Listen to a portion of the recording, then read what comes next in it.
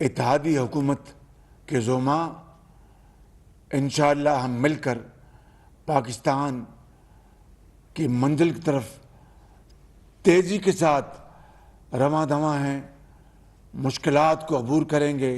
اور اچھے وقت ضرور آئیں گے اور جلد آئیں گے انشاءاللہ۔ آج میں اپنی بات ختم کرنے سے پہلے یہ اعلان کرنا چاہتا ہوں کہ آج رات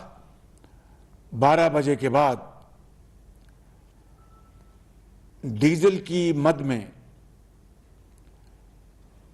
40 روپے 54 پیسے کی کمی کی جا رہی ہے اور پیٹرول کی مد میں 18 روپے 50 پیسے کی کمی کی جا رہی ہے، اور یہ اللہ تعالیٰ نے جو اپنی کمال مہربانی سے جو موقع عطا کیا ہے، اس کمی کا